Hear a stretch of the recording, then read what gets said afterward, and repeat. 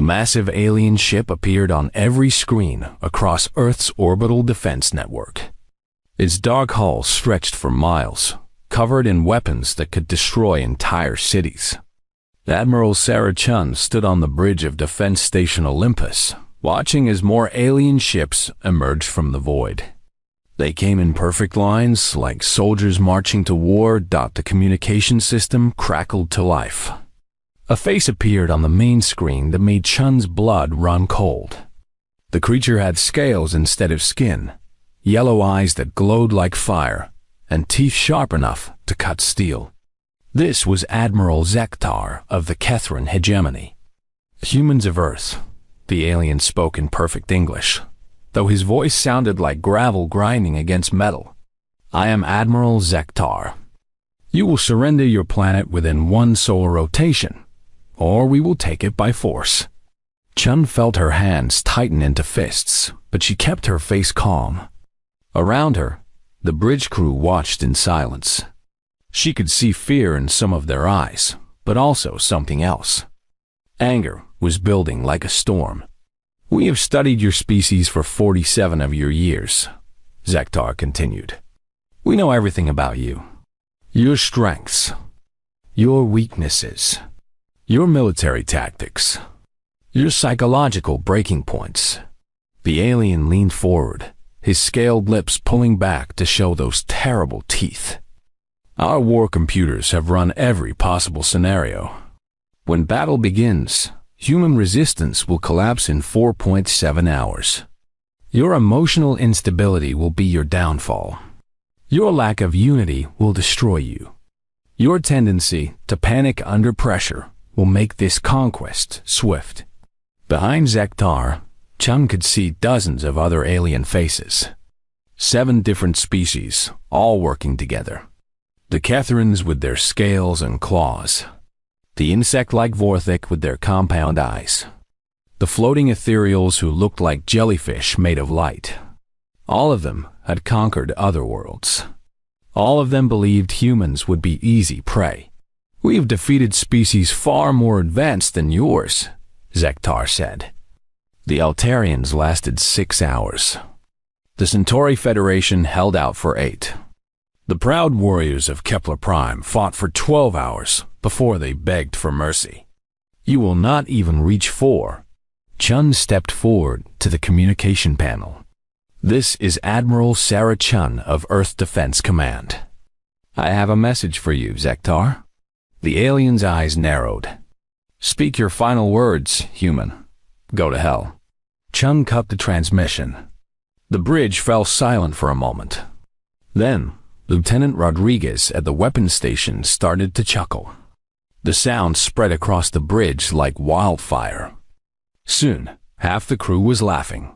Did you see his face when you said that? Rodriguez asked, wiping tears from his eyes. Ma'am, called out Communications Officer Park from her station.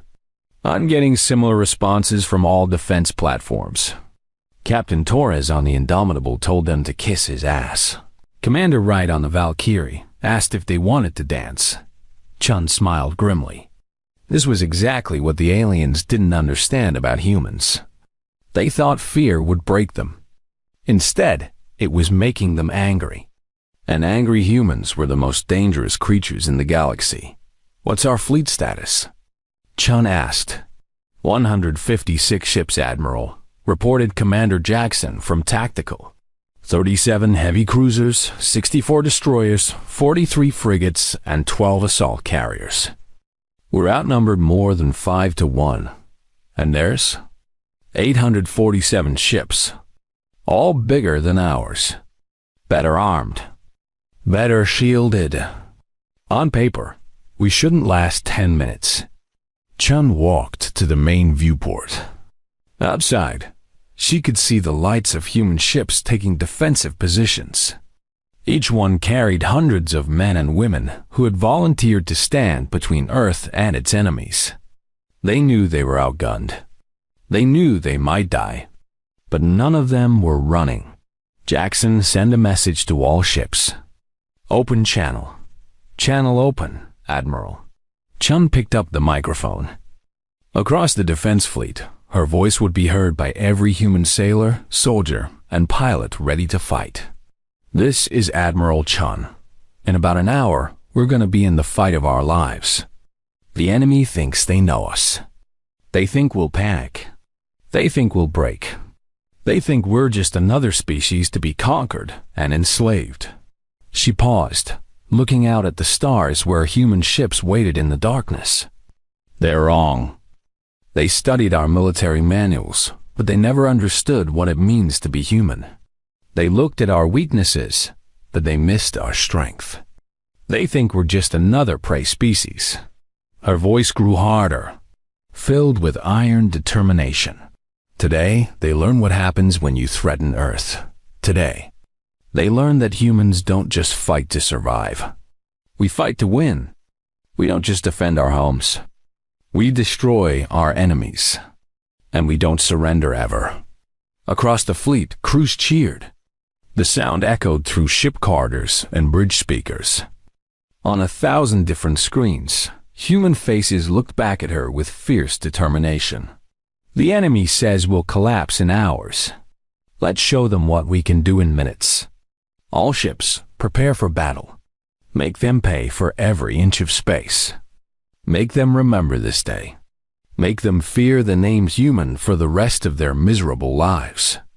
Chun set down the microphone. Around her, the bridge crew was already moving with practiced efficiency. Weapons charged. Shields powered up. Navigation plotted attack courses dot in the distance. The alien fleet began to move. 847 ships of death coming to destroy everything humans had built. They came with confidence, expecting easy victory. They had no idea what was waiting for them. "Admiral," Jackson called out. "Enemy fleet will be in weapons range in 57 minutes." "Good," Chun replied, her eyes fixed on the approaching armada. "That gives us time to show them exactly how wrong their computers were about humanity." The countdown to battle had begun. And Admiral Zektar was about to learn that humans had never read the manual on how prey species were supposed to behave. Admiral Zektar stood in the command center of his flagship, the Dominion's Edge. Around him, holographic displays showed the perfect formation of his fleet. 847 ships moved through space like a deadly dance, each vessel exactly where it should be. This was how the Terran hegemony had conquered 43 worlds. Order, precision, overwhelming force. "Admiral," reported his tactical officer, a tall Vorthik whose insect eyes glittered in the blue light of the displays. "Human fleet maintains defensive positions around their orbital stations. They show no signs of retreat." Zektar's lips curled back in what his species called a smile. "Of course they do not retreat. They cannot. Fear has frozen them in place, just as our models predicted." He walked to the central display, where Earth hung like a blue jewel surrounded by tiny dots of light. Those dots were human ships, pitifully few against his armada. The war computers had already calculated the outcome. Human morale would break within the first hour of combat. Their ships would scatter. Their resistance would crumble. "Begin psychological warfare protocol," Zektar ordered. "Let them see our power before we crush them." Across the alien fleet, massive ships began to power up their weapons. Energy readings spiked as plasma cannons charged. Shield generators hummed to life. The display of force was meant to terrify any enemy into surrender. On the human side, things looked very different. Captain Marcus Torres stood on the bridge of the destroyer Indomitable, watching the alien light show with cold eyes. His ship was one of the smallest in the human fleet, but his crew had served together for 5 years. They knew each other's thoughts, each other's moves. "Pretty fireworks," commented his weapons officer, Lieutenant Commander Sarah Kim. "Think they're trying to scare us?" "Working real well," laughed Chief Petty Officer Martinez from the engineering station. "I'm so scared I might just ram one of those big ships to make the fear stop." The bridge crew chuckled. Torres smiled grimly. The aliens had studied human military doctrine, but they had missed something important. They understood human tactics, but not human culture. They knew how humans fought wars, but not why Torres activated the ship's internal communication system. All hands, this is the captain. In about 40 minutes, we're going into battle against impossible odds. The enemy has bigger ships, more weapons, and stronger shields. They think that means they've already won. He paused, looking around his bridge at faces that showed no fear, only determination. But they never served on a human ship. They never learned that we don't fight because we have the best odds. We fight because it's the right thing to do. They never learned that humans get stronger when things get worse, not weaker. Across his ship, men and women nodded and prepared their stations. In the engine room, Chief Martinez pushed the fusion reactors beyond their normal limits. In the weapon base, teams loaded every missile and prepared every gun. In the medical bay, doctors and nurses set up for casualties they hoped wouldn't come. Meanwhile, on other human ships throughout the fleet, similar scenes played out. On the heavy cruiser Washington, Captain Janet Pierce told her crew stories of her grandfather who had fought in the Pacific War. On the frigate Spartacus, Commander David Chun led his crew in an ancient war song his grandmother had taught him. On the assault carrier Yorktown, pilots prepared their fighters while sharing jokes that would have made civilians cry. This was what the aliens didn't understand. To them, war was about calculation and fear. To humans, it was about family and defiance. Admiral Zektar reviewed his battle plan one final time. The first wave would target human command ships, trying to break their communication network. The second wave would destroy their heavy weapons platforms. The third wave would hunt down scattered survivors. It was the same plan that had worked on dozens of other worlds. Admiral called his communications officer, an ethereal whose voice sounded like wind chimes. "We are receiving music from the human fleet." "Music?" Zektar turned in confusion. "Yes, sir. Multiple frequencies. Different songs from different ships. Our translators identify them as battle hymns, war songs, fighting music from throughout human history." Zektar's scaled brow furrowed. This was not in any of their psychological profiles. Defeated species didn't sing. They begged. They pleaded. They offered tribute and surrender. "Block the transmissions," he ordered. "Sir, they are not transmitting to us. They are singing to each other." On human ships across the defensive line, the songs continued. Old warriors' ballads from Earth's bloody history. Marching songs from forgotten wars. Battle hymns that had been sung by soldiers for thousands of years. The aliens heard only noise, but to human ears, it was the sound of their species preparing for war. Back on Defense Station Olympus, Admiral Chun watched her fleet's final preparations. Supply ships moved between the larger vessels, delivering last-minute ammunition and supplies. Medical ships positioned themselves for emergency rescues. Fighter squadrons ran final checks on their weapons. "Admiral," reported Commander Jackson. "All ships report ready for battle. Crews are at full combat stations.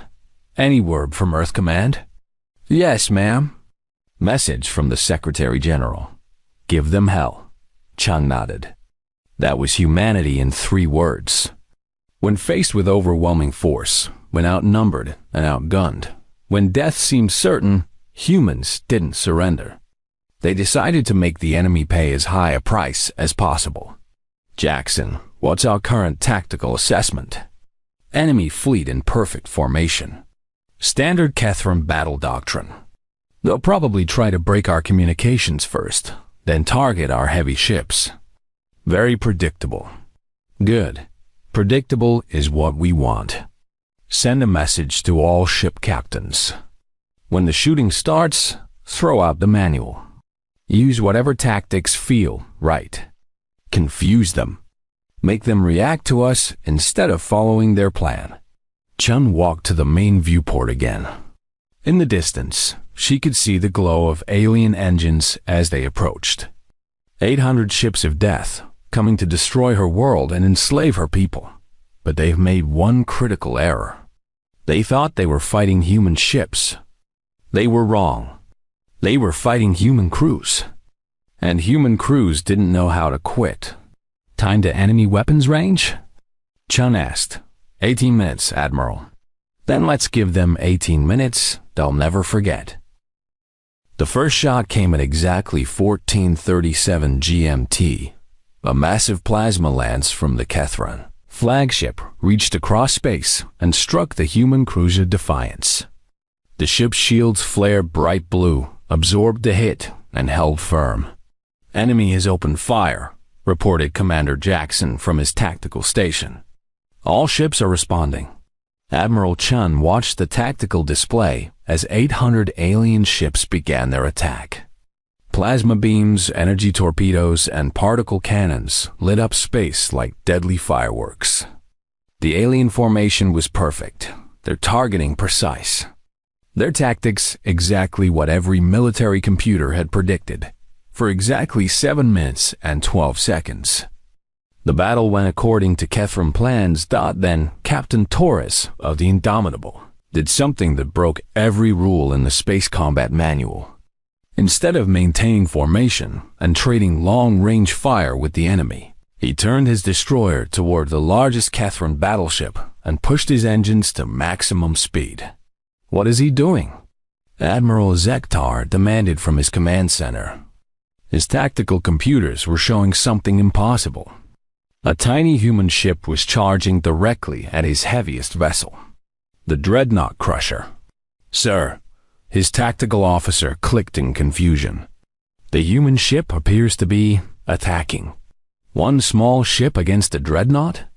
Are they malfunctioning? Have they lost control of their vessel? On the Indomitable, Captain Torres had not lost control. He had found it. His crew worked with the efficiency of a machine, every person knowing exactly what to do. Chief Martinez in engineering rerouted power from life support to engines. Lieutenant Kim at weapons armed every missile they carried. Navigation Officer Park plotted a course that would bring them alongside the alien ship at point-blank range. Captain, Kim reported, we're in their weapons range. They're targeting us with everything they have. Shields holding, Martinez called out as alien fire hammered their defenses. But not for long at this range. Torres smiled. That's the point. They think we're trying to survive this attack. They're wrong. We're trying to win it. All weapons, fire on my mark. The Indomitable dove under the massive alien ship like a fighter attacking a bomber. At point-blank range, human weapons tore into the dreadnought's lower hull. Armor plating that could stop long-range fire crumpled under close-range assault. Missiles punched through shields that had been designed to deflect distant attacks. But Torres wasn't done. Martinez, prepare the fusion core for emergency overload. Sir? The chief engineer's voice was calm, but the question was clear. An overloaded fusion core meant certain death for everyone aboard. You heard me. Chief, if we're going down, we're taking them with us. Across the human fleet, other captains were reaching the same conclusion. This wasn't a battle where they could afford to play it safe. If they fought by the rules, they would lose. So they decided to throw out the rules entirely. Captain Pierce on the Washington led a charge of 3 heavy cruisers directly into the center of the alien formation. Instead of the careful maneuvering that space combat doctrine required, she ordered her ships to attack like ancient cavalry. Weapons blazing, engines screaming, they crashed into the alien lines and started destroying everything within reach. Admiral Zektar watched his perfect formation dissolve into chaos. What are they doing? This makes no sense. They are sacrificing themselves for minimal tactical gain. His tactical computers couldn't process what they were seeing.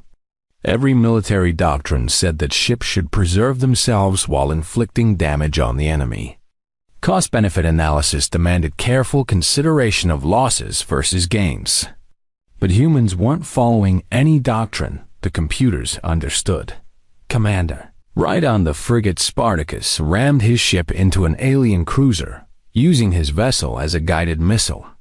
The impact destroyed both ships, but it also opened a hole in the enemy formation that 3 other human vessels exploited. On the assault carrier Yorktown, fighter pilots launched in waves that confused every enemy sensor. Instead of the careful formations that fighter doctrine required, they attacked in swarms. Some dove straight at enemy ships without regard for their own safety. Others used their small fighters to screen the larger vessels. A few pilots, running out of missiles, used their fighters as weapons and rammed enemy gun turrets. "This is impossible," Zektar's tactical officer reported. "Our computers cannot predict their next moves. They are not following any logical pattern." Admiral Chun watched the battle unfold on her tactical screens. Human ships were taking heavy losses, but they were also doing something the enemy hadn't expected. They were winning. "Ma'am," Jackson reported, "enemy formation is breaking apart. They're trying to reorganize, but our ships keep hitting them from unexpected angles." The key was human unpredictability. The aliens had studied human military doctrine, but doctrine assumed you were trying to preserve your forces for future battles. These humans were fighting as if this was the last battle that would ever matter. Captain Torres brought the Indomitable alongside the alien dreadnought one final time. His ship was dying, shields gone, hull breached in a dozen places. But his crew was still fighting. "Martinez, is that overload ready?" "Yes, sir." "Fusion core set to detonate in 30 seconds on your command." "Good. Kim, one final missile spread.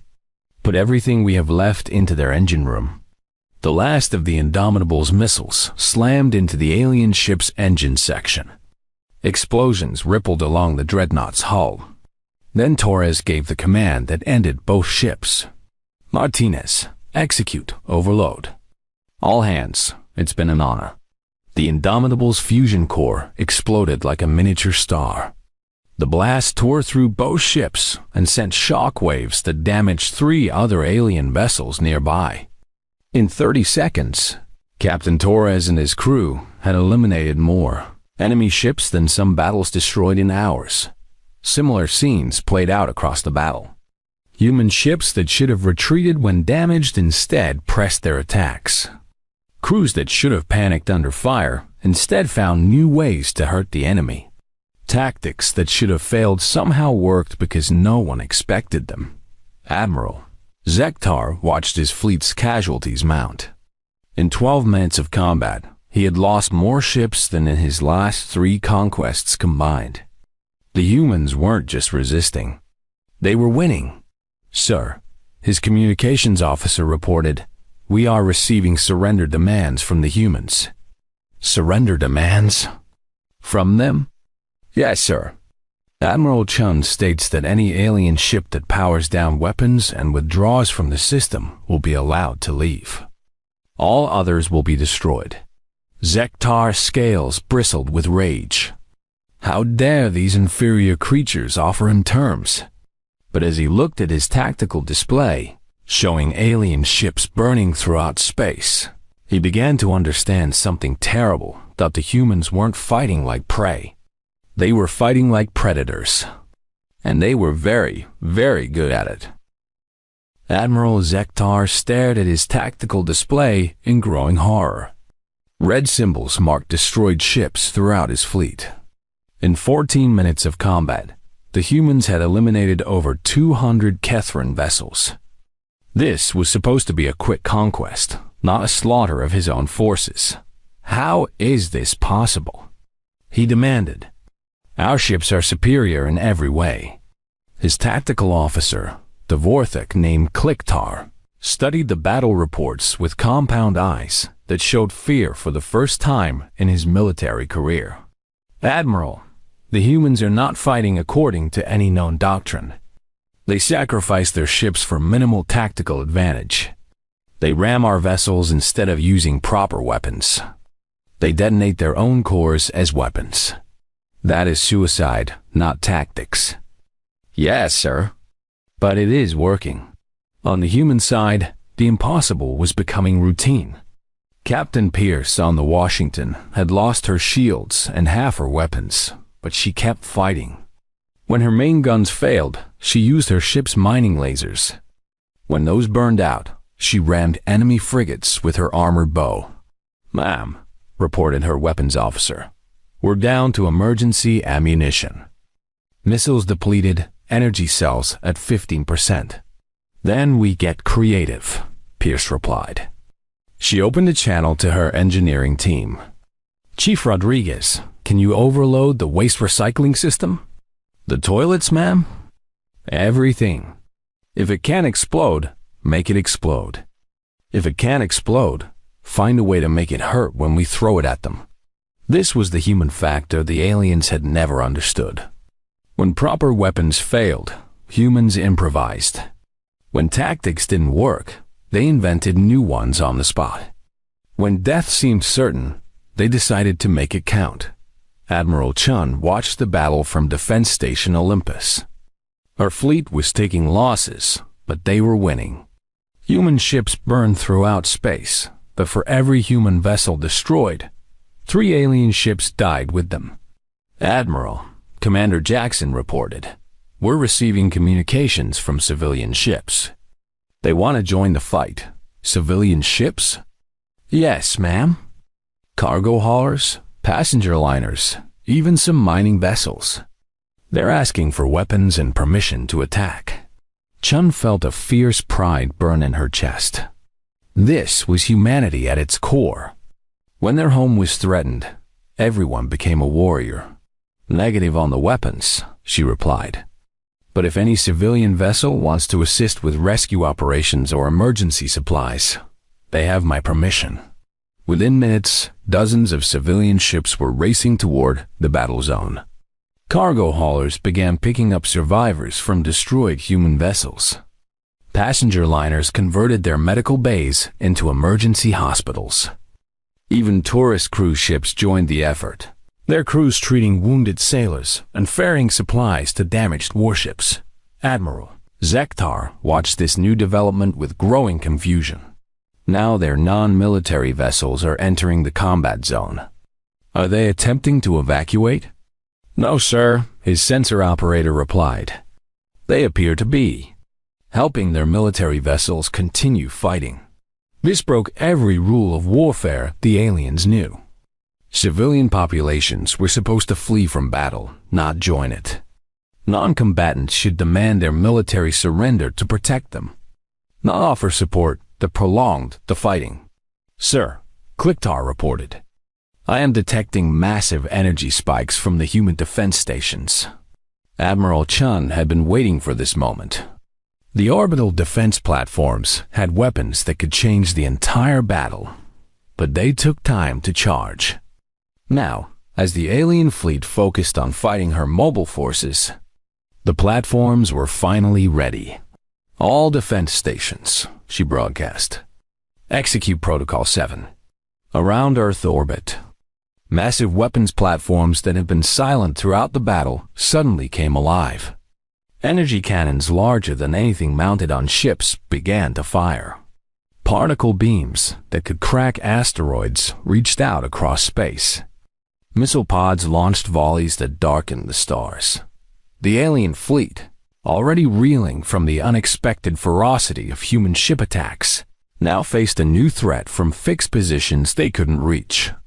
The defense platforms had been designed to stop invasion fleets, and they were very good at their job. Evasive maneuvers. Zektar ordered, "Get us out of range of those platforms." But moving away from the platforms meant moving toward the human ships, which were still attacking with suicidal determination.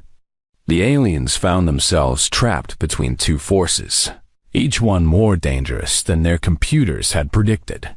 On the frigate Liberty, Commander Sarah Kim took over after her captain was wounded. With only emergency power and a skeleton crew, she should have withdrawn from combat. Instead, she ordered her ship to attack the alien command vessel.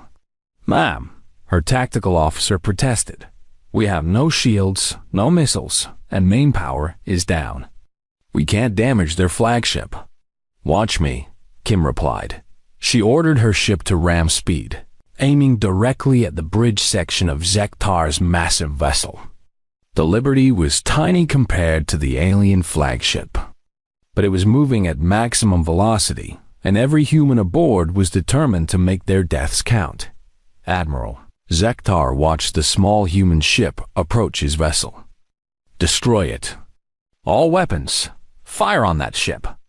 Energy beams reached out to stop the Liberty, but Commander Kim had anticipated this. She used the wreckage of destroyed ships as cover, weaving between debris and dead hulls. When alien fire finally found her ship, it was too late.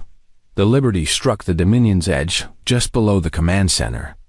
The impact sent shockwaves through the massive alien ship, knocking crew members from their stations and causing system failures throughout the vessel. Kim survived the impact barely. With her ship embedded in the enemy hull, she made one final choice that defined human warfare. "All hands, abandon ship. Set fusion core to overload." 30 seconds and counting. The crew of the Liberty evacuated into the alien ship itself, fighting hand-to-hand combat in the corridors of the enemy vessel. When their ship's core exploded, it tore a massive hole in the flagship's hull and disabled its main weapons. Admiral Zektar found himself fighting a war inside his own ship as human. Survivors from the Liberty rampaged through his corridors. This was beyond any military doctrine he knew. These humans had turned themselves into living weapons. "Sir," his communications officer reported with fear in his voice, "we are receiving reports from throughout the fleet. Human crews are abandoning damaged ships and attempting to board our vessels." "That's impossible. No one abandons ship to attack the enemy." "The humans do, sir." Zektar realized with growing terror that his species had made a fundamental error. They had studied human military tactics, but they had never understood the human spirit. They thought war was about ships and weapons and formations. Humans thought war was about will and determination and refusing to quit. And humans were very, very good at refusing to quit. "Sir," Kliktar reported, "we have lost over 400 ships. Morale throughout the fleet is collapsing. Some captains are requesting permission to withdraw." Zektar looked at his tactical display. The perfect formations he had started with were gone. His fleet was scattered, damaged, and demoralized. In 15 minutes, the humans had destroyed what it had taken him decades to build. "Signal all ships," he ordered, his voice heavy with defeat. "Prepare for withdrawal." But even as he gave the order, he knew it was too late. The humans had shown him something that would haunt him forever. They had shown him what it looked like when prey decided to become predators. At exactly 14:52 GMT, 14 minutes and 37 seconds after the first shot was fired, Admiral Zektar broadcast his surrender across all frequencies. "Human fleet," his voice was hollow, defeated. "This is Admiral Zektar of the Kethran hegemony. We surrender. Unconditionally. Please stop the attack." Admiral Chun stood on the bridge of Defense Station Olympus, watching the tactical display that showed the wreckage of what had once been the most powerful invasion fleet in known space. Of 847 alien ships that had entered the Sol system, only 312 remained. Many of those were damaged and limping away from the battle zone. "All human vessels," Chine broadcast, "cease fire. I repeat, cease fire. The enemy has surrendered." Across the human fleet, weapons fell silent. But the crews remained at their stations, watching the alien ships with eyes that had seen too much in too short a time. They had won, but the cost was visible everywhere. 43 human ships had been destroyed. Hundreds of sailors and pilots were dead. The victory was real, but it was written in blood. Commander Jackson approached Chun's command chair. "Admiral, we're receiving messages from surviving alien captains. They're requesting safe passage out of the system." Chun nodded slowly. "Granted. Any alien ship that powers down weapons and maintains course away from Earth will not be attacked. But Jackson..." "Yes, ma'am?" "Make sure they understand. If any of them ever come back here with hostile intent, we won't just defeat them. We'll hunt down their homeworlds and show them what human vengeance looks like." The message was transmitted to the fleeing alien fleet. On ship after ship, alien commanders felt a chill that had nothing to do with the cold of space. These humans had just rewritten everything they knew about warfare. Admiral Zektar sat in his damaged command center, trying to understand what had happened. His species had conquered dozens of worlds using fear, superior technology, and overwhelming force. They had studied every aspect of human society and military capability. Their computers had predicted total victory. "Admiral," Zektar approached. "Carefully, our analysis computers are requesting additional data to understand the battle results." "What kind of data?" "They want to know what weapon the humans used that our sensors did not detect. What secret technology allowed them to defeat us so completely?" Zektar stared at his tactical officer with exhausted eyes. "There was no secret weapon, Zektar. No hidden technology. We lost because we never understood what we were fighting. Sir, we thought we were conquering another prey species. Instead, we awakened sleeping predators." As the Terran fleet limped away from Earth, news of the battle spread throughout the galaxy faster than light itself. Alien civilizations that had lived in fear of the hegemony suddenly had hope. If the small blue world could defeat the mighty Terrans in minutes, perhaps freedom was possible after all. On Earth, the celebration was muted. Yes, they had won. But the cost was real, and everyone knew this was just the beginning. Humanity had announced itself to the galaxy in the most dramatic way possible. Admiral Chun walked through the medical bay of Defense Station Olympus, visiting wounded crew members. In one bed, she found Lieutenant Rodriguez from the Indomitable. He had been one of the few survivors when Captain Torres's ship was destroyed. "How are you feeling, Lieutenant?" "Better than I should, Admiral. Doctors say I'll make a full recovery." Chum sat down beside his bed. "Tell me about Captain Torres." "About the Indomitable." Rodriguez's eyes grew distant. "He knew we were going to die, ma'am. We all knew it. But the captain said something I'll never forget. He said we weren't dying for nothing. We were dying so Earth would live, so humanity would survive." He was right. "Yes, ma'am, but it was more than that. When we rammed that alien dreadnought, when we overloaded our core, we weren't just destroying their ship. We were sending a message to every alien in that fleet. We were telling them that humans don't surrender. Ever." Chun nodded. That was exactly the message Earth had needed to send. 3 days later, the first response came from beyond Sol System. It wasn't another invasion fleet or a demand for surrender. It was a diplomatic vessel from the Galactic Council, requesting permission to enter human space for peaceful negotiations. Chun found herself in the strange position of receiving alien ambassadors who came not as conquerors, but as potential allies. The lead diplomat was a tall, graceful being called an Altarian, one of the species the Terrans had conquered decades earlier. "Admiral Chun." The alien ambassador spoke in careful English. "I am Ambassador Telshin of the Altarian Republic in exile. We come to offer our thanks and to discuss possible cooperation between our species." "Cooperation?" "The Terran hegemony has oppressed dozens of worlds for over a century.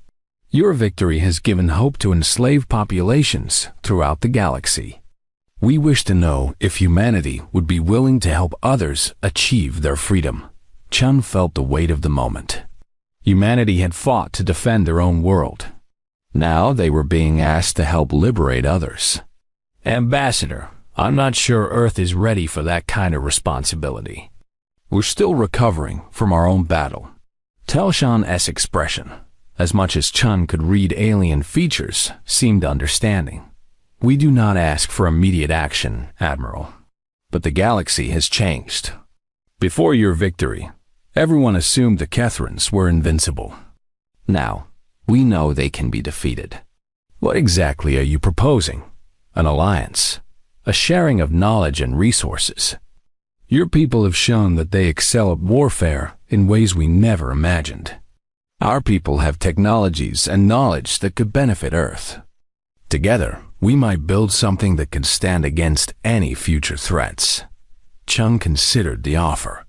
Humanity had wanted to remain isolated, to focus on their own development. But the galaxy had found them anyway. Better to make allies now than face the next threat alone. I'll need to discuss this with my government, she said. But Ambassador, I want you to understand something about humanity. Yes, we don't fight because we love war. We fight because we love peace. If Earth agrees to help other worlds gain their freedom, it won't be because we want to conquer or control them. It will be because freedom is something every species deserves. Telshan bowed in what Chun recognized as a gesture of respect. That, Admiral, is exactly why we believe humanity might be the galaxy's best hope for lasting peace. 6 months later, the first joint human-alien task force departed Earth.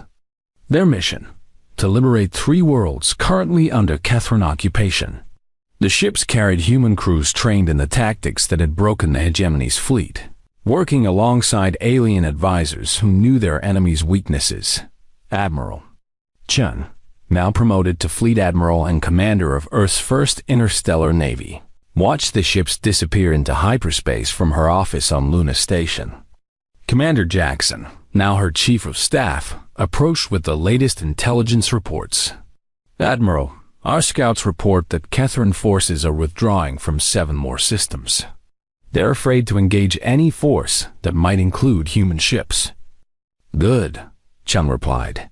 Fear keeps the peace better than weapons sometimes. Ma'am, there's something else. We're receiving requests for assistance from 18 different star systems. Word is spreading that humans will help anyone fighting for freedom. Chun smiled. The aliens had been right about one thing. Humanity was unpredictable. They had come expecting to conquer a prey species, and instead had awakened something the galaxy had never seen before. A species that fought not for conquest, but for justice. Not for glory, but for freedom.